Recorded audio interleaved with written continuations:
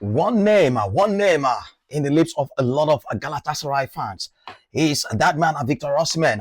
Remember the name, and we keep telling you about him all summer when all the top clubs in England had the opportunity to sign this devastating a striker, but instead pass him up for a couple of unproven strikers all across Europe.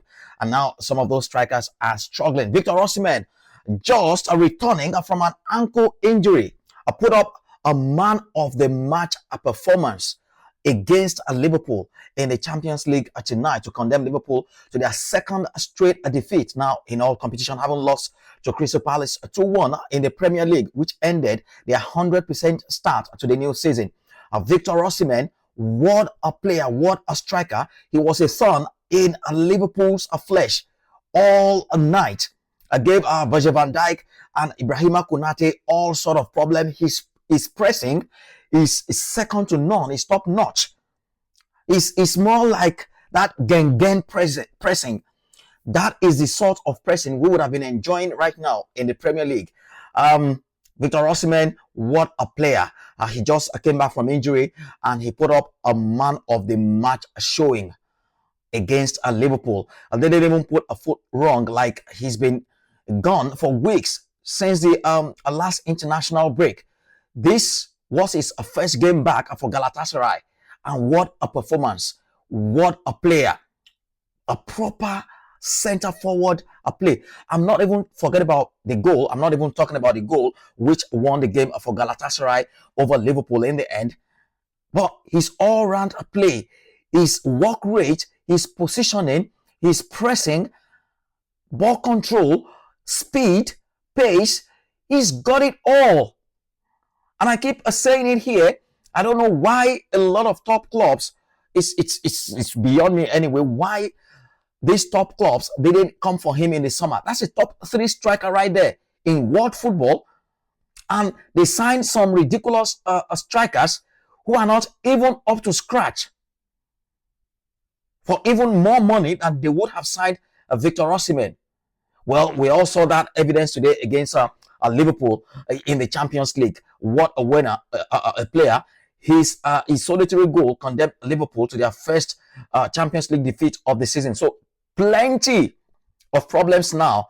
The problems are mounting for manager Arne Slot as to how he's going to fix this current slump in form from his side. Now, back-to-back defeat in the Premier League and the Champions League, and there is still a matter of Chelsea to come at the weekend at Stamford Bridge. It's not looking pretty for Arne Slot at the moment, so he needs to find a solution to this Liverpool team, especially the defense. The defense is nothing to write home about as we speak. That's why they were in the market for a centre forward, Magehi, in the all summer, and that deal collapsed on the final day. And we saw it again today. Liverpool have only managed one clean sheet all season, and that was against Arsenal. It is not good enough for a top team vying to compete in all fronts this season. So they are definitely going to struggle with that defense. Ibrahima Konate has been a liability. He was given all sort of problems today by Victor Osimhen. He just couldn't deal or cope with all the threat posed by the Nigerian forward.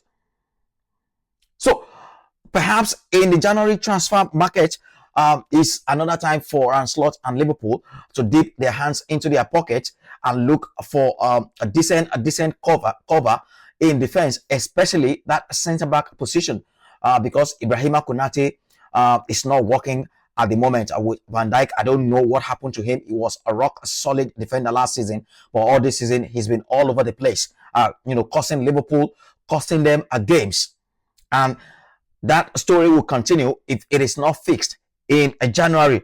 And you look at Florian Wirtz, their new acquisition. I don't know why this guy is struggling so much. He's finding it so difficult to acclimatize and integrate himself within this Liverpool setup. And Slot would have to find a solution to the lingering problem of this Florian Wirtz headache.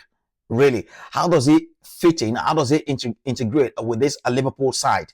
We know there is a decent player in there, but He just hasn't hit the ground running yet. And for any player, time is of essence. Time is running out pretty fast, especially in the Premier League. So I don't know. Arne Slot would have to fix this either by changing the system or changing some players playing around him. Whatever it is, he's the manager, right?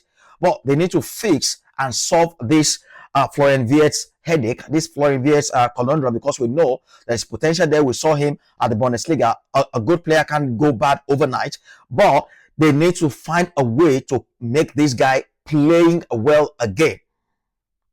But a really good win for Galatasaray in the end. A bit of a sad news for Liverpool is that injury to Alisson. We don't know. We don't have any update as to how long he will be out for them. It's going to be a huge miss for them if he's out for so long. Alisson injured in the game, taken out, was replaced by Mamadashvili in that game.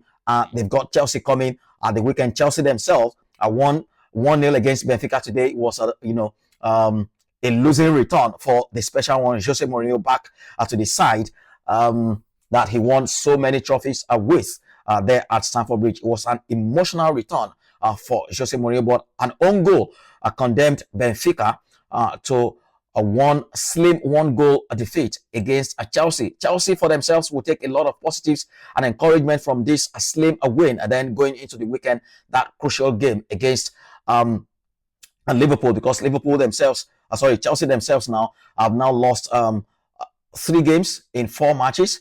They would want that to stop. They lost their last game against Brighton 3-1, and for the 3rd straight game running now, a Chelsea player has been sent off. Today we saw João Pedro sent off in that game against Benfica. So Enzo Maresca has to address that. Some discipline, some sort of discipline in the team is not good enough. If you have 3 players being sent off in a space of 4 games, that is not good enough. They need to address that and address it ASAP. But for right now, Chelsea 1-0 winners over Benfica, and losing return for Jose Mourinho there at Stamford Bridge. Now what about that game at Bayern Munich against Pafos FC? Wow, Harry Kane. Come on. This guy is a beast. He's colossal. He's some striker. 19 goals for Harry Kane already in the season. And we're not even in October just yet. 19 goals in 11 games. That is what some players manage for a whole season. And Harry Kane has got that for club and country in just 11 games. Another brace today to beat Pafos FC 5-1. But Nicholas Jackson also got his first goal for the club. He played alongside Harry Kane up front. Congratulations to him. He finally broke his duck there for Bayern Munich. And Michael Olise was also in on the act. But that man, Harry Kane, what a beast of a striker. Right now, he himself and Erling Haaland, the 2 best strikers in the world. Then perhaps after them, you name that man, I was talking about Victor Osimhen. So huge game win for Bayern Munich then. And another player, I really do not consider him a striker. So that's why I wouldn't really put him in the same category as, Kane, Haaland, Victor Osimhen, is Kylian Mbappe. Another hat-trick today for Real Madrid against Kairat Almaty. What a player. He's now got, I think, 5 goals now in 2 Champions League games. That is ridiculous. Harry Kane has 4 goals in 2 Champions League games. This man, Kylian Mbappe, has 5 in 2 matches. He's, started the season on an incredible note. So, the 15-time champions defeated Kairat Almaty, the debutant in the Champions League, 5-0 away, and a huge win in other results. We saw Atalanta come from behind to beat a Club Brugge, and Inter Milan, a 3-0 win over Slavia Prague there at home. Impressive win. And what about for Olympique Marseille against Dutch side Ajax? 4-0. It was a complete rout. Aubameyang scoring there and missing Greenwood as well in on the scoring for Olympic Marseille. For Tottenham, it ended 2-2 against Bodo Glimt. They fought back from 2 goals down to level that game at 2-2. And Atletico Madrid continued their recent surge in form, 5-1 against Eintracht Frankfurt. Following that, it's for second game running now, they've scored 5 goals. That's 10 goals in just 2 games. Remember, they defeated Real Madrid in the Madrid derby 5-2.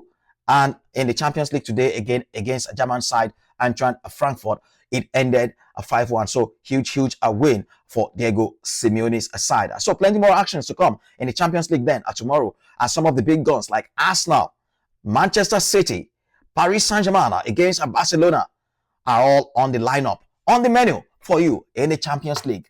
Stick with me.